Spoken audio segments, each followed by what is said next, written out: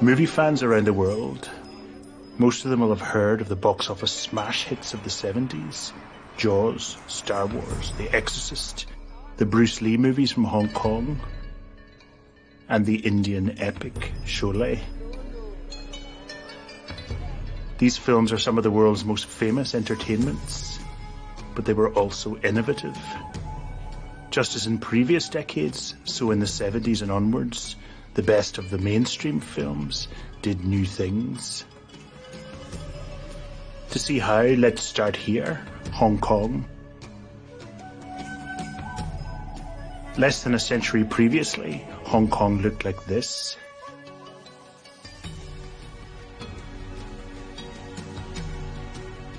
Now it's this. No city, except New York, has been more filmed. For 40 years, Hong Kong was a kind of refugee camp, transit lounge, and capitalist catch-all for Chinese filmmakers fleeing Mao or the Kuomintang's nationalism, or censorship, or seriousness. Low-cost, money-savvy production has ruled here. The cinema of the migrant, maybe. Movies made by those who know what quickens the pulse of people in other countries and who want to make a fast buck. Maybe this old lady can remember Hong Kong's first movie golden age, the 1950s. It was a gold rush. The emperor of those times, Hong Kong's Louis B. Mayer, was Run Run Shaw. In 1957, he came here, bought 46 acres of this land at 45 cents per square foot, and built the largest private film studio in the world. The Shaw brothers employed 1,400 staff in 25 departments. These buildings were Asia's dream factories. The legends of China's 4,000 years of history were acted out here. To see the Shaw Brothers logo, orange silk, pulled into perspective, fanfare music, was to be transported to another world. A 50s world, like this one. Feminine, studio set, highly coloured, musical, with perfect trees and clothes. But then this man in blue, King Hu, became a director and changed the world of Hong Kong cinema from feminine to this.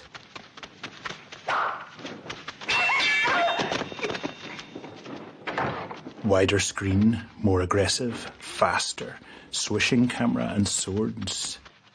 Every move designed.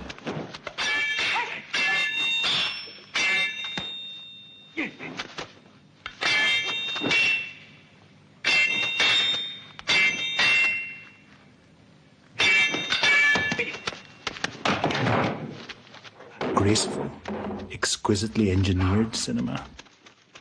If John Ford had been into Buddhism, ballet, and zero gravity, he might have made films like King Hu.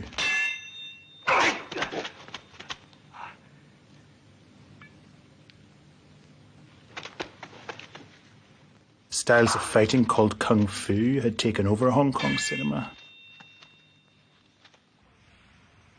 In 500 AD, the Bodhidharma, a Buddhist monk from India, is said to have moved to the Shaolin Temple in China.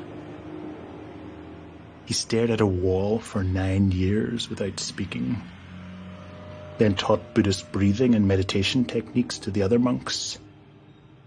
This caught on. It became a new martial art, transmitted from master to pupil. Loyalty and discipline were key. It spread through Asia. The Shaolin Temple was destroyed in 1674. The surviving monks formed secret societies. They became swordsmen. Folk tales were told about them. Fantasies were spun. Myths became legends, epic, romantic, or supernatural. It was a no-brainer that such legends would become cinema, as the myth of the Wild West did in America. And they did, and Kung Fu cinema was born.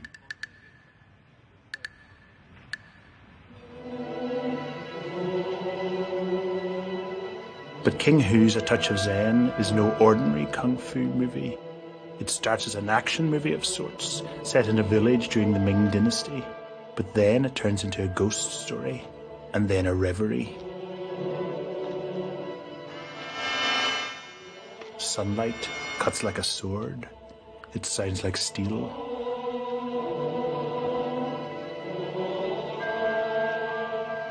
The Buddhist monks levitate.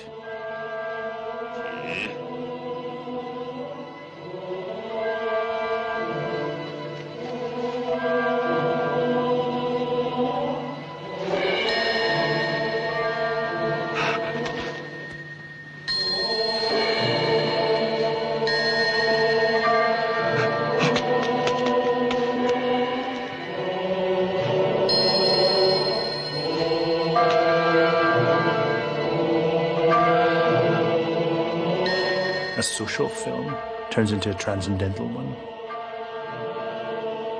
This was action cinema at its most innovative. King Hu's daring changed film history. Most Asian directors revere him. Taiwanese director Ang Lee's Crouching Tiger, Hidden Dragon was a homage to him. It had a bouncing fight in a bamboo forest as stylized and beautiful as this one.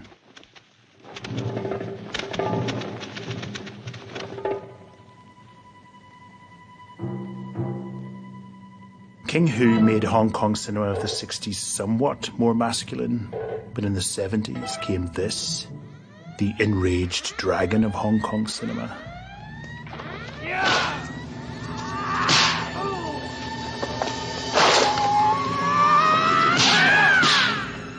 Bruce Lee's fighting had more attack, sweat, and rage. The rage came from the storylines, but also from Lee's private life. He'd experienced racism and wanted to get even. There's real anger in Lee's face. His body, filmed in slow motion, had its own kind of muscular hyper-realism.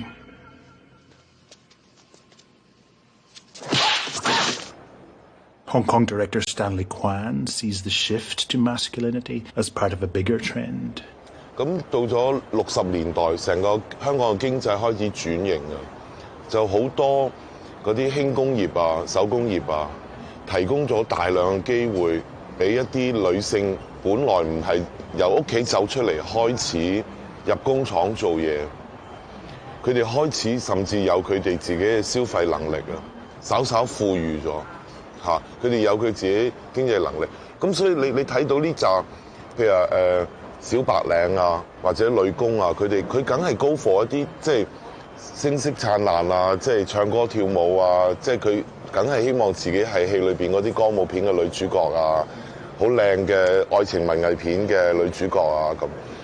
OK， 到咗70年代，成個香港經濟係起飛嘅，咁培育咗一代比較年青啲嘅觀眾嘅，即係譬如你父母有錢，你都願意俾多少零用錢個仔去睇下戲啊。佢開始年青化咗成個觀眾層面，咁所以我相信邵氏起咗一個好大嘅作用。As a big studio 咧，佢 provide 咗好多唔同類型電影，但係結果佢哋睇到嗰隻張徹電影好 muscular 嘅男性情 male bonding 嘅電影係好受歡迎咯，即係我相信係同個觀眾年齡層降低咗有關係。But for all the dynamism of the Bruce Lee films, if we look again at them, we see that though he was fast and furious, the camera work was anything but. It patiently recorded the action. It stayed out of the fight.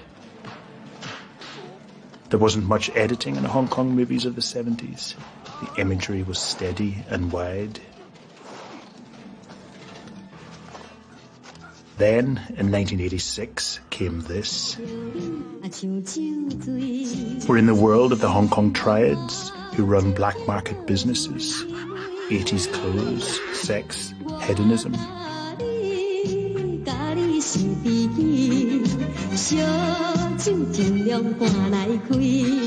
A rowdy lunch.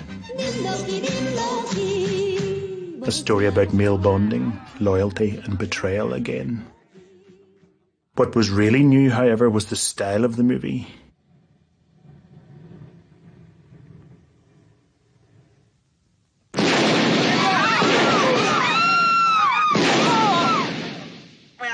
Influenced by Kurosawa and Sam Peckinpah films, director John Woo filmed shootouts with several cameras, some of them tracking, and used slow motion.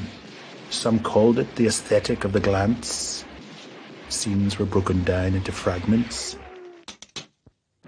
Sequels followed fast. A cycle about amoral, heroic gangsters was born.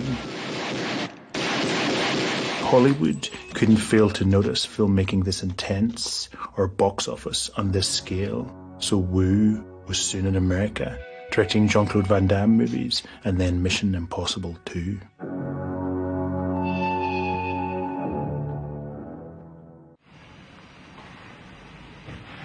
Hong Kong imagery looked different now. New non-linear editing systems and John Woo's brilliant eye got the credit. But looking back, there were other reasons for Hong Kong's new dynamism. The first is this man, Master Yuen Woo-ping, who started making films in the 70s. Look at this fight scene from The End of the Iron Monkey, which he directed and choreographed.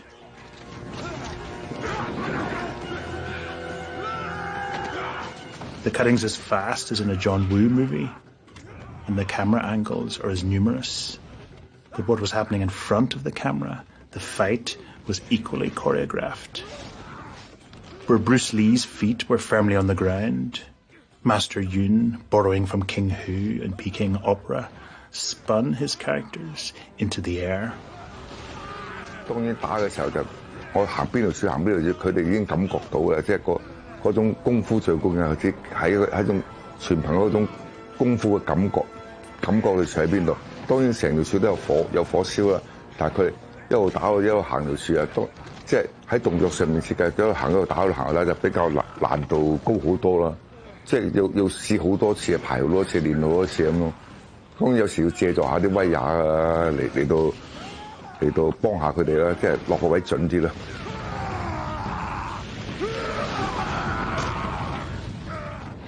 所以我好少用寫落筆嘅，即係接到劇本一睇個劇本嘅時候已經開始慢慢構思嘅。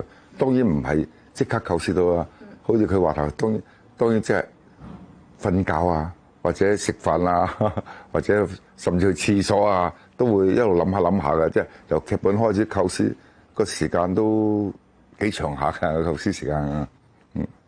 Master Yuen's innovation impressed Hollywood, of course. This time, it was the Wachowski brothers who made the call. They were planning a film called The Matrix. 係真係好唔同嘅，好唔同嘅。啲工作當我同導演傾接觸嘅時候咧，佢就意思係將我哋中國香港嘅功夫融入去佢嘅特點入邊，即係做出一種新嘅效果出嚟睇啦。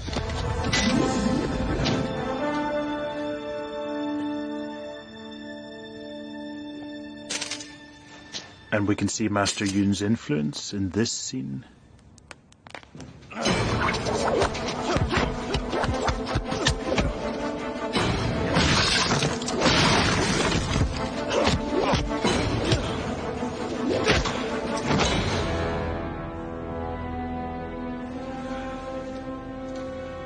I'm gonna enjoy watching you die, Mr. Anderson. The gravity-defying of Hong Kong cinema, the feet-fighting of Bruce Lee, the fast, constant punching of Kung Fu.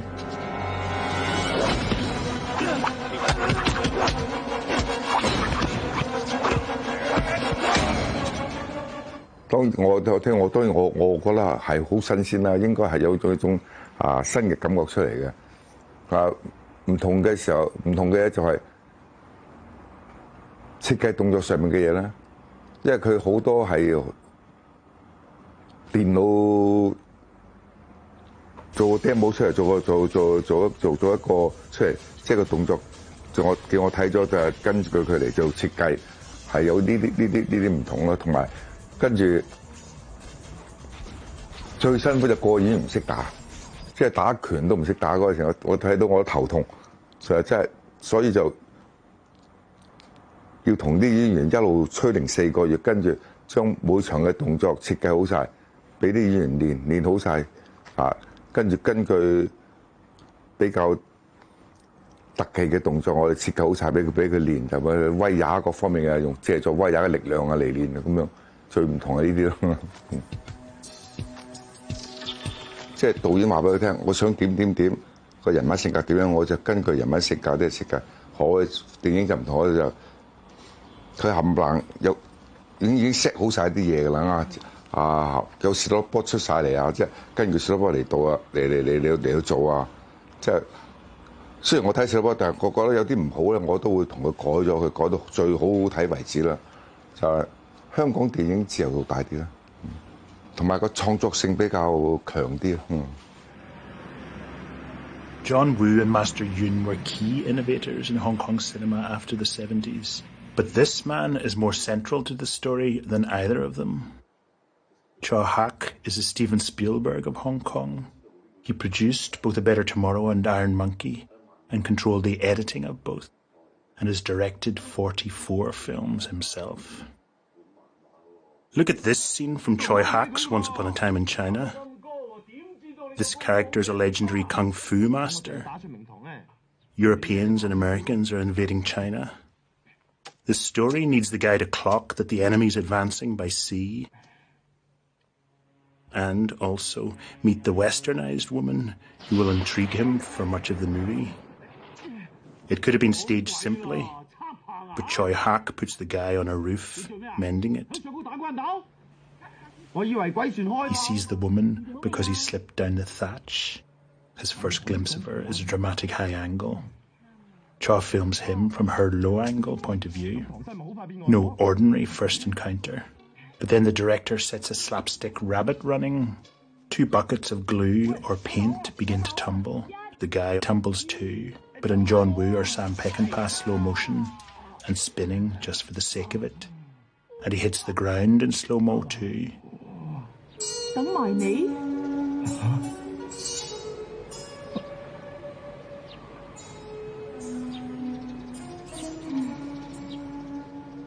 And the glue gets its punchline.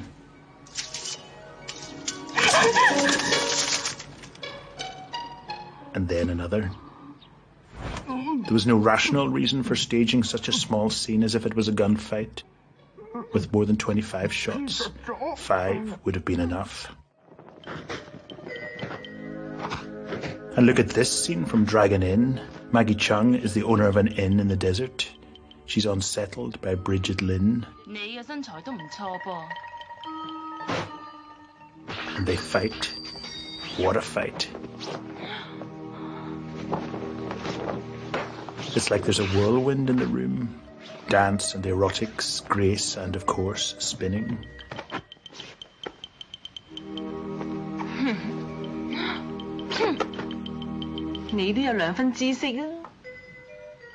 Chow Hak produced and strongly influenced this film. His hyperactivity as a person makes for hyperactive, innovative cinema.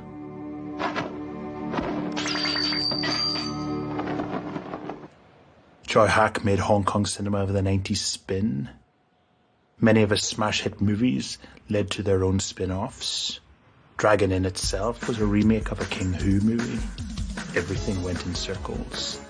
A quietly simmering kettle was a key image in the Cam Asian films of the 1930s. In Hong Kong cinema, the kettle boiled over with intensity. Not since Soviet films of the 1920s had movie space been so fragmented. Not since the 50s had emotions been so heightened.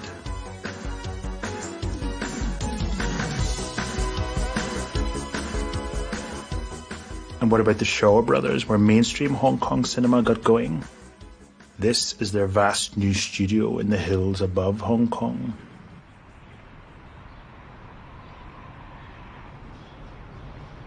It's state-of-the-art, and built on rubber to soundproof it. Hollywood, be afraid, be very afraid. But this place is nearly empty. Hong Kongers remember with envy the days of Bruce, when its movies dealt a body blow to world filmmaking.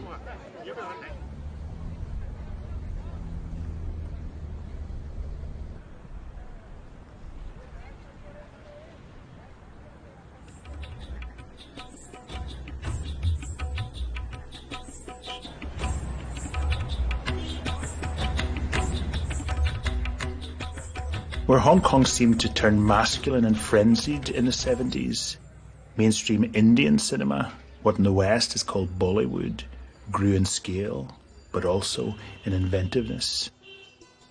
India, in all its photogenic luminosity, had quietly built the biggest film industry in the world. Epics from the 60s, such as this one, Mughal-e-Azam, took more at the box office than The Sound of Music did in the West. A dancer enters the royal court, a sparkling scene with mirrored sets.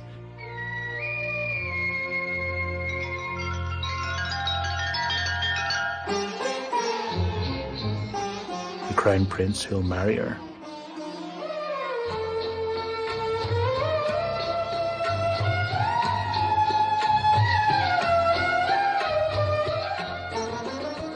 Director Kay Asif wanted to make the film in colour but couldn't. But recently it has been colorised. A process that's looked down upon, but look at the results.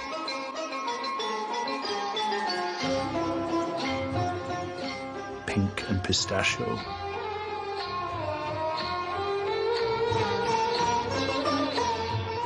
Mother of pearl.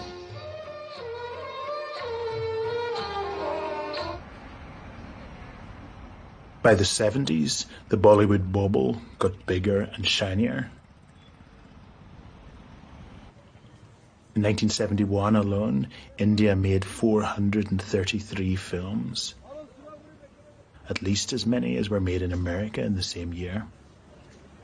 Mainstream Hindi entertainment cinema was magnetic. When last we met her, Sharmila Tagore was understated, using tiny head movements and close-up in this fine-grained masterpiece by Satyajit Ray. Look at her now.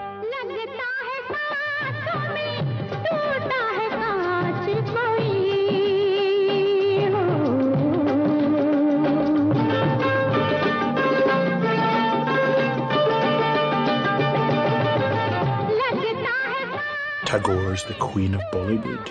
In bright red, it's Soignée Elizabeth Taylor in a full-throttle musical drama. The film is Mausam, made by the great director and lyricist Gulzar, without whom 70s Indian cinema is unthinkable.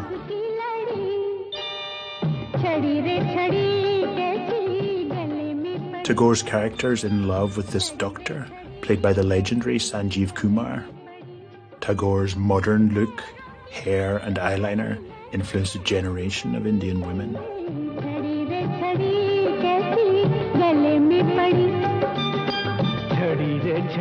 But life's tragic for Tagore's character, and this is where Gulzar's innovation comes in. He shows Tagore and Kumar in a romantic moment on a mountainside. Then over the crest of the mountain walks an older Kumar, looking back at his younger, happier self. Past and present, the joy of love and its pain, all in the same scene. Indian cinema was great at such masterstrokes of storytelling.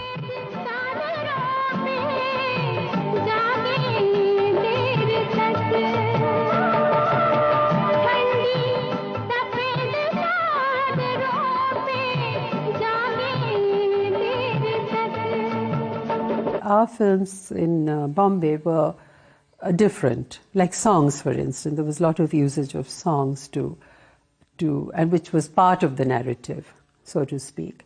And it was always a little bit more flowery, more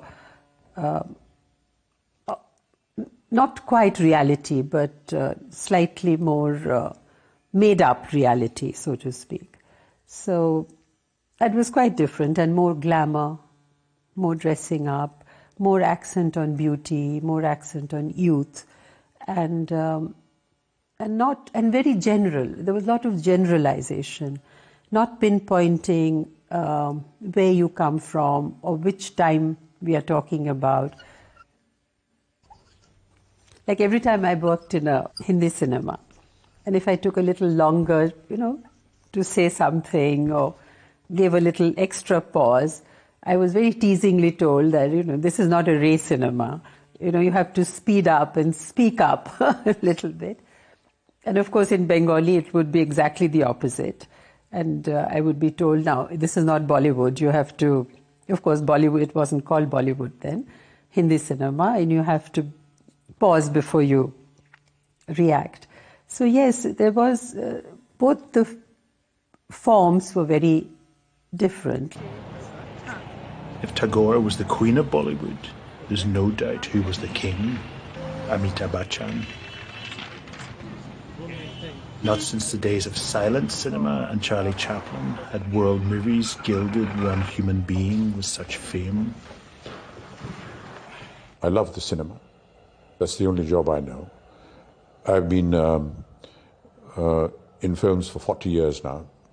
15th of February 1969 was when I signed my first contract and entered the film industry in India. It's been 40 years, over 150 films, and I still work. I have 4 or 5 films on the floor, and hopefully there'll be many more. I enjoy that. I wanted to express myself through a medium which was going to project me, put me in different circumstances, situations, give me different characters to do, dress me up, in colorful clothes, and give me lovely moments and emotions to emote.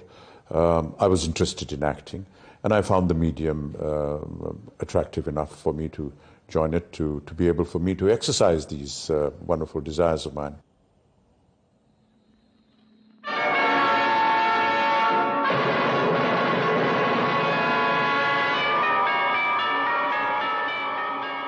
Here's Bachchan as an honest cop in the 70s classic Zanjeer. Zooms, freezes, close-ups, dramatic fragments of fear and rage and realization. Bells ring, music crashes like waves, a whirlwind of a scene.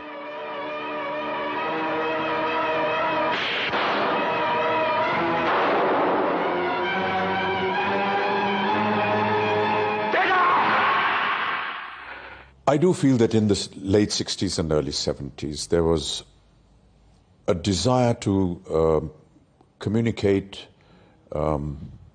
ideas, spend a lot more time in expressing those ideas.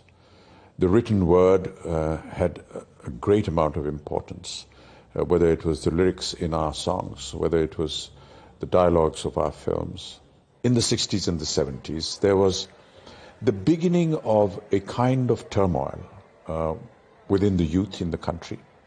They were not happy with the way the system was functioning, and they felt that they needed a vigilante or some single force to suddenly come up and take charge and solve their problems. And they were all stories of a person that rose virtually from the gutter and came up, fighting against the system single-handedly, taking charge of affairs, raising a voice against the system, and correcting it in his own manner, so to say, and then becoming a great hero.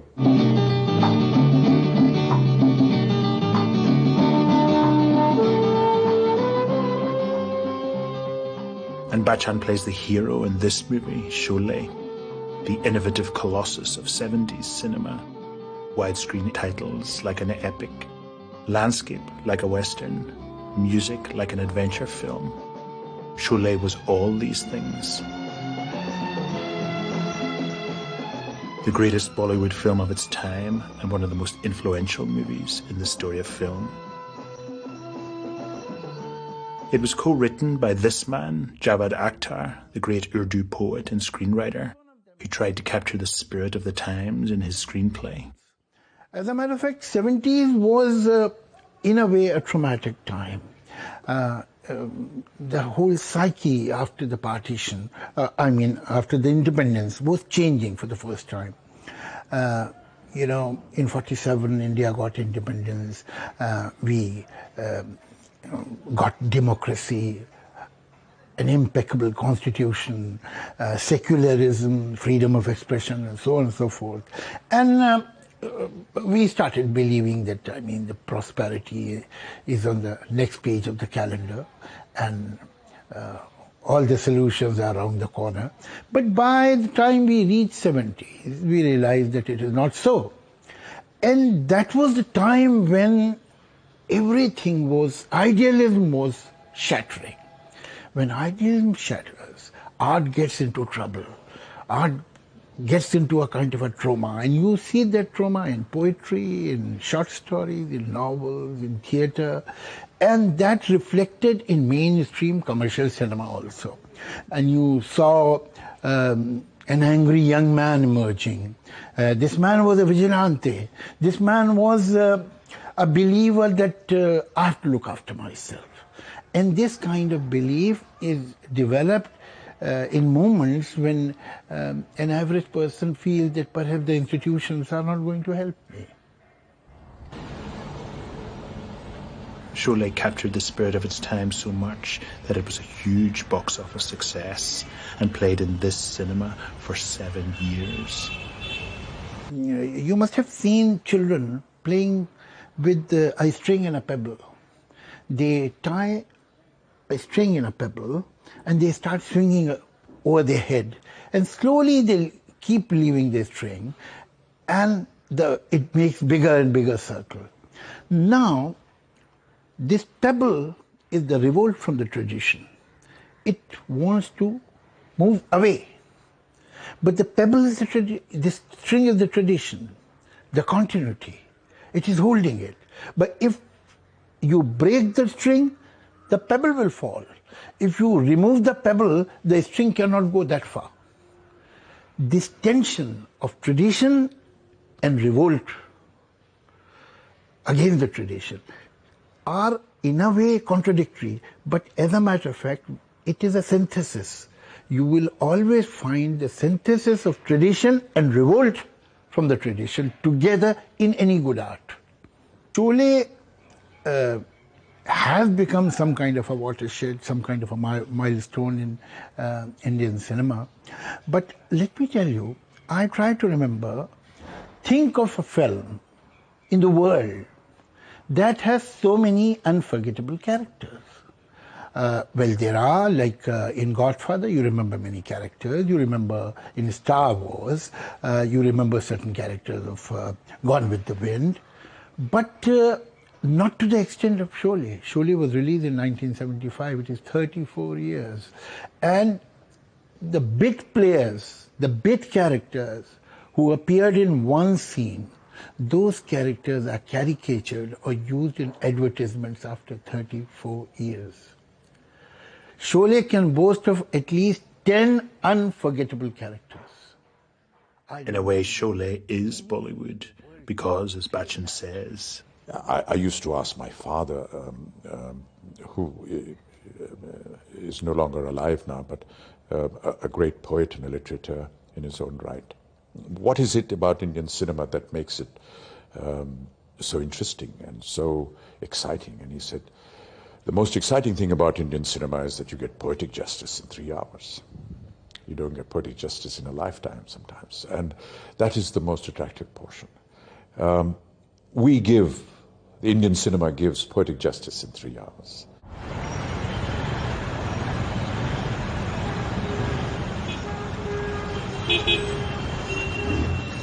Bollywood was hugely popular in the Middle East and North Africa too, but Arab filmmakers themselves didn't shy away from epic popular cinema of the 70s. Far from it. Peace. Take this movie, Muhammad, Messenger of God. Perhaps seen by as many people as have seen any film in cinema history. It looks like a conventional biblical epic, and in some ways it is. It took 4 months to build the sets, crowd scenes, period costumes and the like. But look at this widescreen shot, for example. We have to defend ourselves. You are the messenger of God. If they mock, abuse, and plunder us, and we do nothing. In the baggage of war, we are pathetic. But American actor Anthony Quinn is talking to camera. God and you. Now, I know how you hate the sword. But we have to fight them. Then he walks away. They have stolen our property. We expect a reverse angle to the person he's been talking to, but it doesn't come. I say, by God, get it back!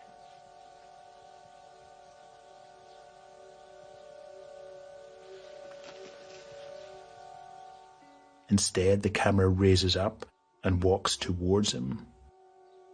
We don't see or hear the person because Quinn's character is talking to the Prophet Muhammad, his nephew, not after the Prophet has ascended to paradise, but whilst he's still here on earth. Islam doesn't allow the depiction of the Prophet, and so this most visual of mediums, cinema, refuses to picture him. Fight them.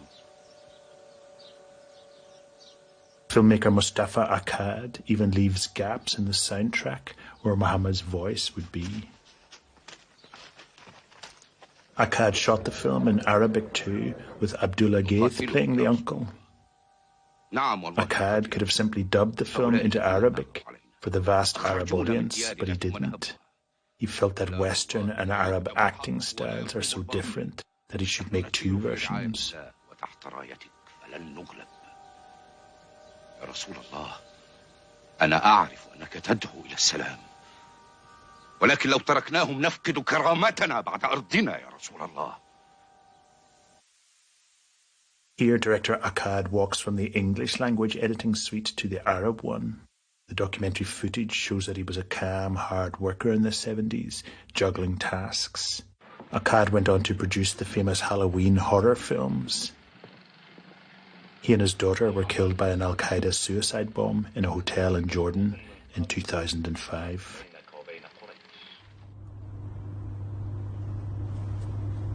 In Egypt, pioneering director Youssef Chahine was both populist and angry in the 70s. I'm the third world? Are you? No, you are. The third world, Jesus Christ, I've been around 7,000 years. And we've proven that we were civilized 7,000 years ago. Are we so underdeveloped? That's not civilization. Civilization is how do you contact the other people? Do you know how to love? Do you know how to care? This is civilization. If you go to a very poor man here, and he has nothing to give you, he'll go and borrow from his neighbors a loaf of bread and he'll offer it to you. In Europe, you may faint and drop dead in the street and people will just walk away from you and they don't give a shit. So we have to know what the word civilization means. And then we could say first world, third world, then. He was done 5 years before the revolution in Egypt that threw Hosni Mubarak out of office, but Chahine seemed to foresee it. I hate the word, not to prophesize, but you must predict what is going to happen in view of all the factors that you see around you. Especially economically right now. It's really bad. And the authority is always very violent. So I decided I would buy some very hard sticks, preferably in iron, and give them as a gift to the university. I mean, the students just go out with nothing, so they get beaten each time. You have to say no to somebody, otherwise they become big-headed. And they become demigods like Mugabe or Gaddafi or our own people.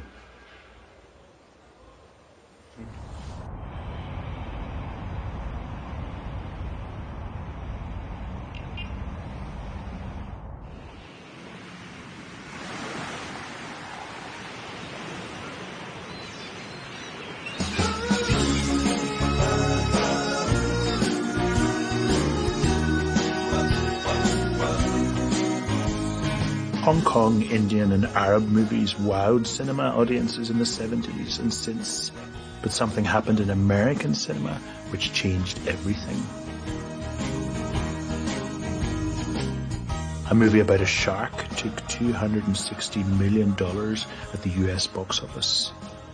A scary film about a girl possessed by the devil took $200 million at the box office.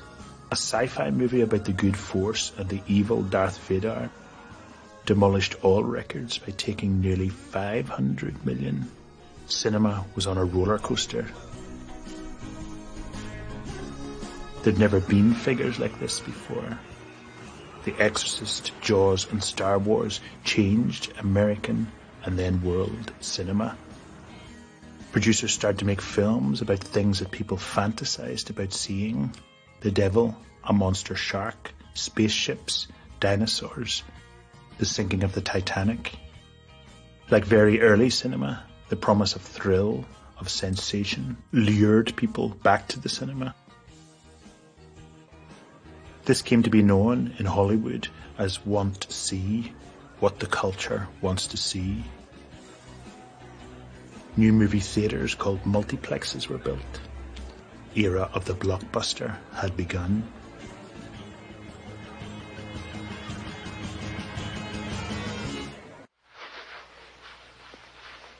Here's The Exorcist, a believable middle-class home. Mom's all dolled up. Is it coming out, Willie? Yes, I think so. A maid. Then the scream of evil.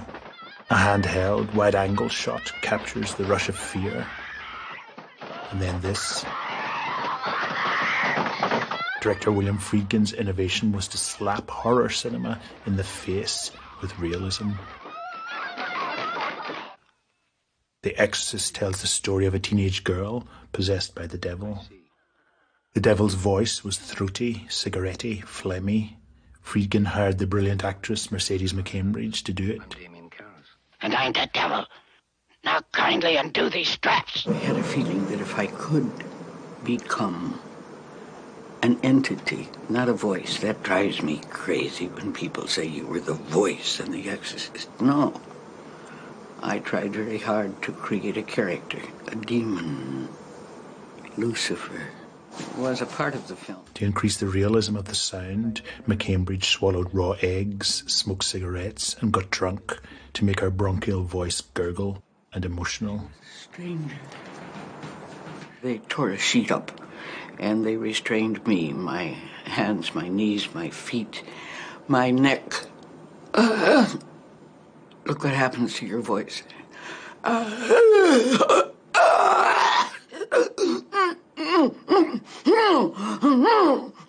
It has to happen when you have no freedom.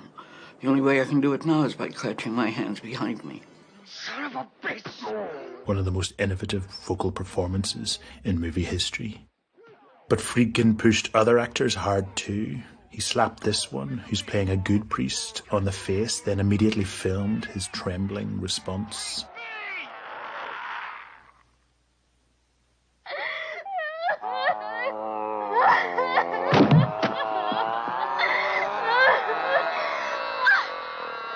Friedkin's techniques were traditional too. He said, "I just want to tell a straight story from beginning to end with no crapperoo." He got this no-nonsense approach from, of all people, veteran director Howard Hawks. He was going out with Hawks' daughter.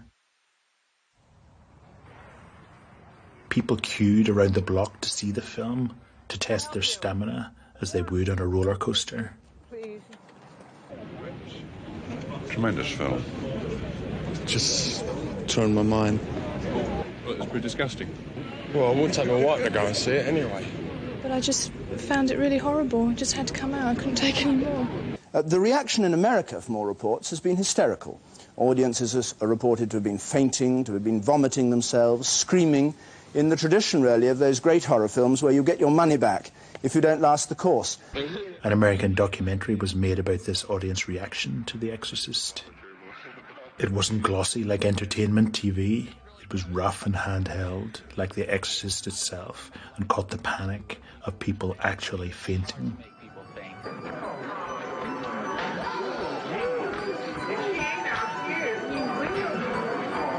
I have my finger on the pulse of America, said Friedkin. These 9 words killed the complexity of New Hollywood. Earn the money back for the... They could also have been spoken by this man, who Time magazine called the most influential director in cinema history. 23. If you make a picture at... Steven Spielberg had been making amateur films since boyhood. He was more influenced by this film than European movies. There he is, Drinda. Go on. I'm setting you free, Drinda. I'm moving out of your heart. Goodbye. Goodbye, darling. The pilot says goodbye to the woman he loves because he's been killed in the war. He must watch her fall in love with another man. A famous Hollywood romance, soft black and white, otherworldly, big-hearted. Unashamed emotions that touched the young Spielberg.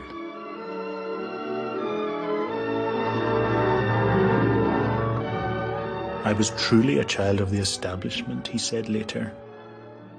Jaws was both an establishment film and an innovative one. We're out to sea, trying to catch a killer shark. The camera's close to the water, capturing the swell of the sea. A nerdy scientist on the left, a salty, seen-it-all fisherman in the middle, a green-around-the-gills police chief on the right. Who's driving this boat? Nobody. Tide. 3 very different men, filmed in 3-shot, like Howard Hawks' Rio Bravo. 2 to wear him down and bring him up. It would have been easier to shoot in a studio tank, but Spielberg, like Friedkin, wanted realism. Electric toothbrushes. Jesus H. Christ. Hey, Chief. Let's drop another... He had the scientist crush a polystyrene cup in mockery of the macho crushing of a beer can.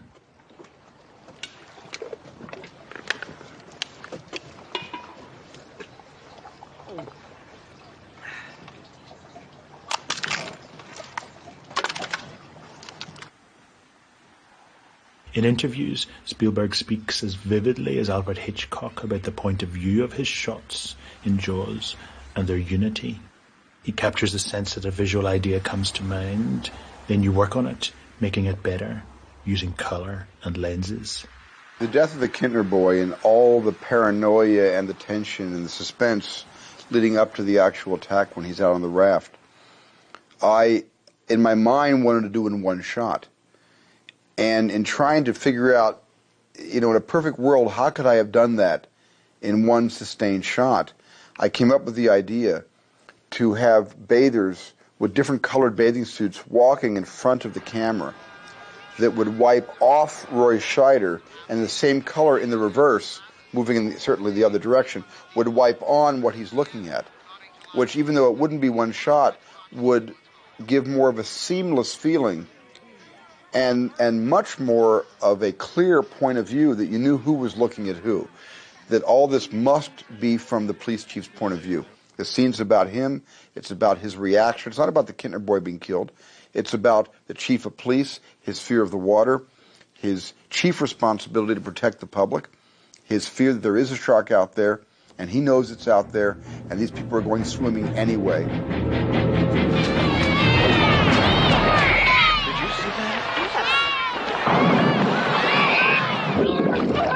He dollied in and zoomed out to create this queasy scene of change of visual perspective, as Hitchcock did in Vertigo.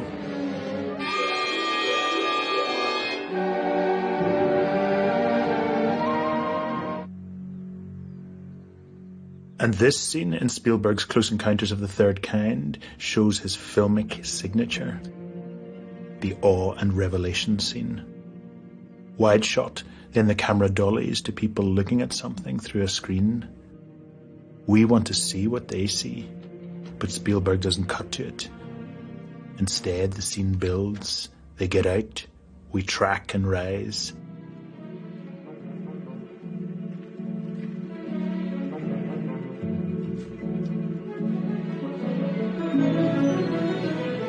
And the music rises.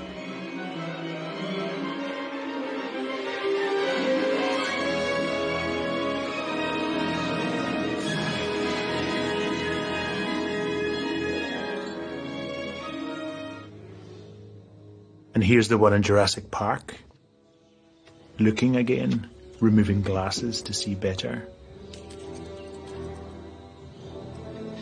Alan, this species of Variformin's been extinct since the Cretaceous period. I mean, this thing isn't hunting. What? And again, then getting out of the car to see better still. Then the camera rises and the music does too.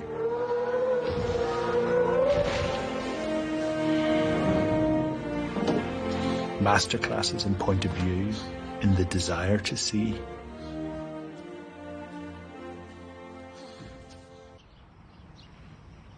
Spielberg wasn't so interested in what urban elites dreamt of. His was a world of suburbs, absent fathers, and underdogs who encounter the sublime. At his best, he burnished mainstream cinema and became the most successful romantic director in the story of film.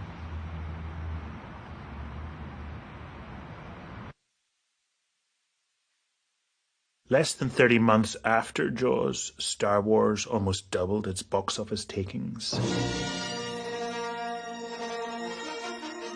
The film starts like a fairy tale, a long time ago in a galaxy far, far away. The words drive backwards into deep space. The soundtrack, recorded in the relatively new format of Dolby Stereo, seems to take place in deep space too. It felt as if the cinema shook.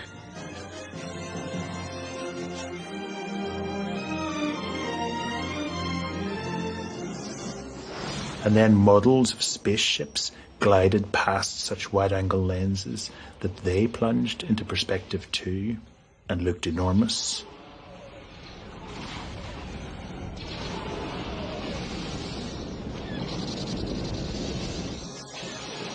The camera moves were programmed by computers.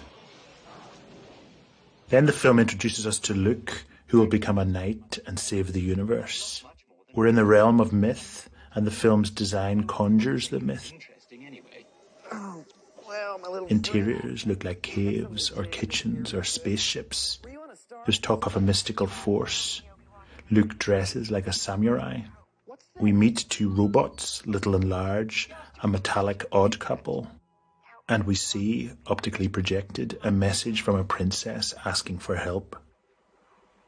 We hear of an evil emperor, who director George Lucas saw as the shamed American president, Richard Nixon.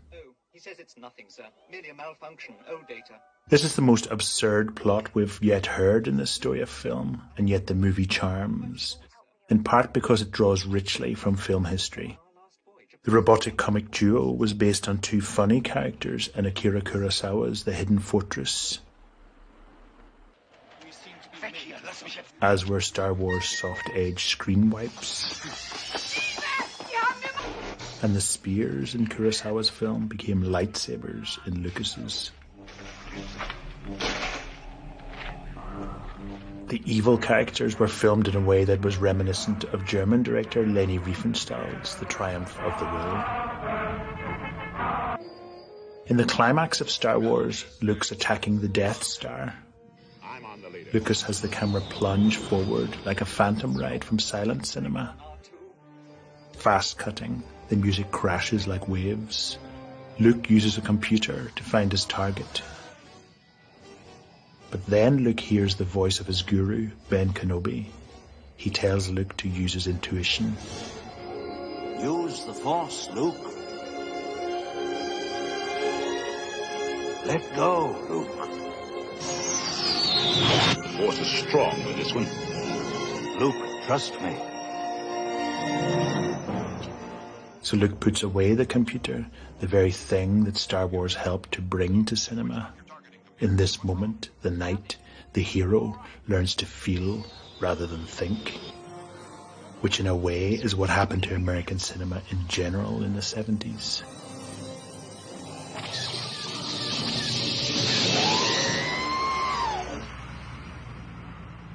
Maybe baby boomers had tired of activism, of change, of new types of art, and wanted to just switch off for a bit. Maybe they wanted to be blasted away by lightsabers, the Force, and spaceships.